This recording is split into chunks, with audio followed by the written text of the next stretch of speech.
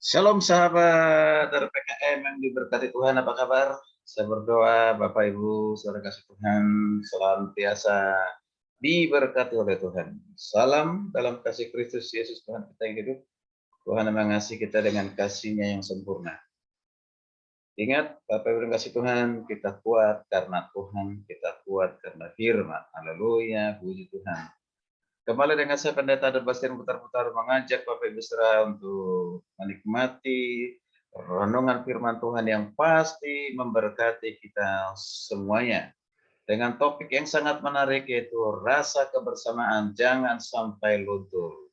Rasa kebersamaan jangan sampai luntur. Waduh, wow, luar biasa. Artinya kebersamaan itu harus dipertahankan.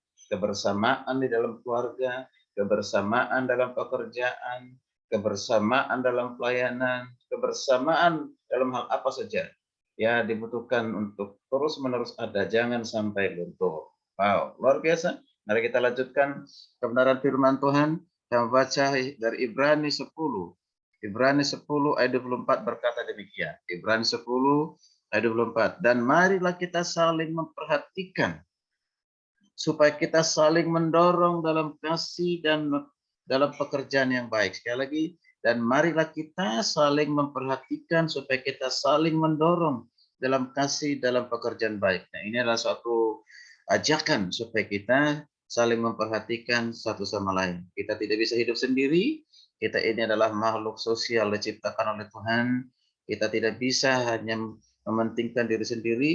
Kita harus hidup di tengah-tengah masyarakat, di tengah-tengah lingkungan, dimanapun kita berada, untuk bisa saling memperhatikan, saling mendorong satu sama lain. Di dasarnya adalah kasih Tuhan. Dasarnya adalah kasih Kristus. Baik, Bapak Ibu kasih Tuhan.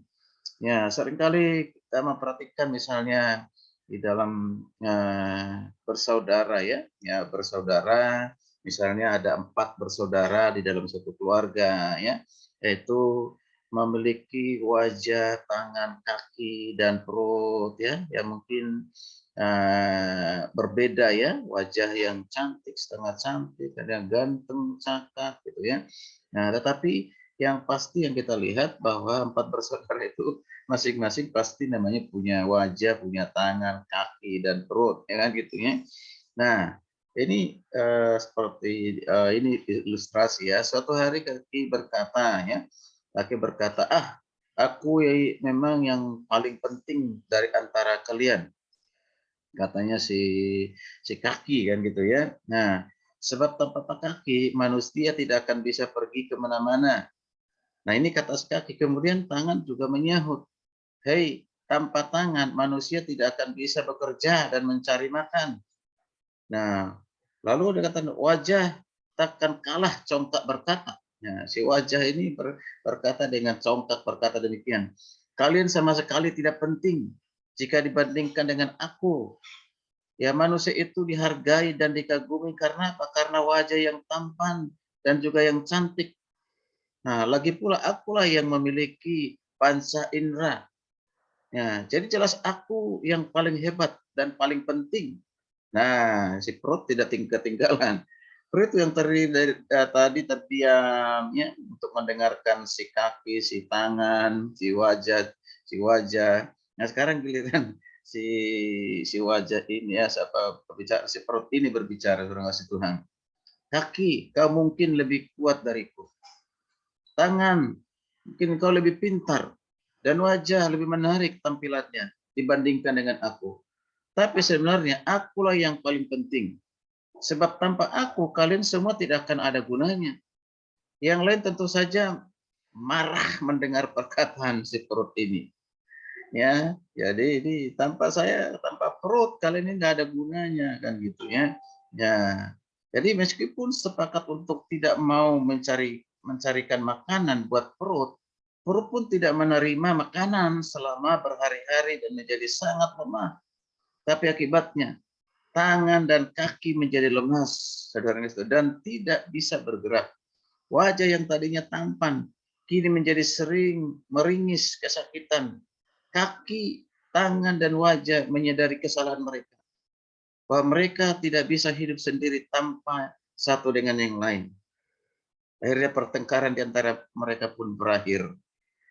Mereka kini bersatu bahu dan mereka saling mendorong, saling memperhatikan satu lain, saling membahu dalam segala hal.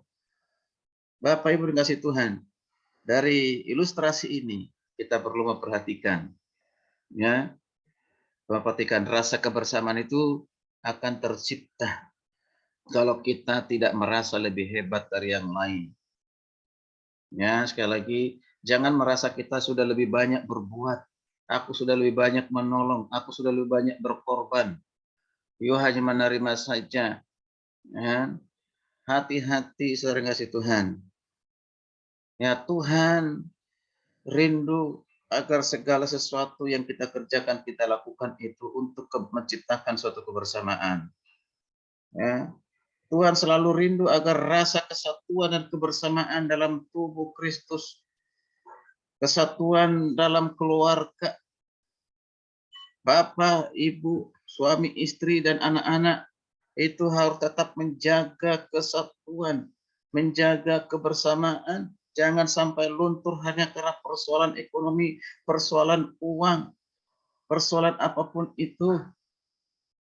Kristus tidak menghendaki keluarga hancur. Ya, Kristus tidak pernah menghancurkan keluarga, tapi diri kita sendiri yang menghancurkan keluarga dengan egois kita, dengan keinginan-keinginan kita yang kita paksakan. Bagaimana mungkin Tuhan bisa memberkati kalau dalam keluarga itu tidak ada kebersamaan, tidak ada kesatuan, akan hidup dalam berkekurangan. Bapak Ibu kasih Tuhan, sekali lagi, jagalah tubuh Kristus di dalam gereja supaya jangan pernah hancur, jangan luntur, tapi tetap bisa bersatu. Terima kelebihan sesamamu, terima kekurangan satu sama lain. Dan engkau yang sudah banyak berkorban dalam pelayanan, jangan kau perlu hitung-hitungan dalam pelayanan. Katakan saya, itu belum sebanding, belum seberapa dengan yang Tuhan berikan kepada saya. Aku mau hanya melakukan apa yang bisa saya lakukan dengan maksimal, dengan sepenuh hati saya. Ya, kalau engkau sudah bekerja keras, puji Tuhan, tapi jangan engkau menilai kerja kerasmu itu seolah-olah engkau sudah memberikan lebih banyak daripada yang lain. Ini awal dari perpecahan, kalau itu yang ada dalam hati kita. Sekali lagi, Tuhan tidak ingin ada perpecahan. Tuhan tidak ingin kebersamaan itu luntur, baik di dalam keluarga, maupun dalam pekerjaan, dalam pelayanan. Tuhan menghendaki supaya satu sama lain saling memperhatikan, saling membutuhkan, saling memotivasi. Yang lemah dikuatkan, yang kuat membantu yang lemah. Nah, akhirnya kita bisa berkembang, semakin maju, saudara kasih Tuhan, semakin kuat dan berkat Tuhan pun akan dicurahkan. Apalagi di masa-masa pandemi seperti ini, saudara kasih Tuhan. Jangan sampai kita,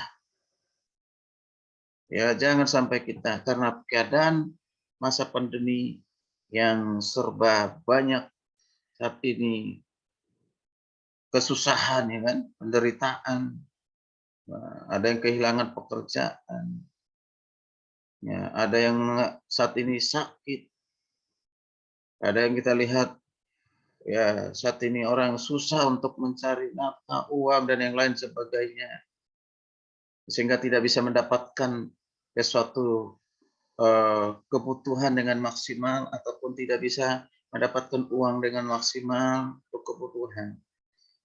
Hati-hati, saudara kasih Tuhan, jangan semua hal membuat kita menjadi hancur dalam keluarga.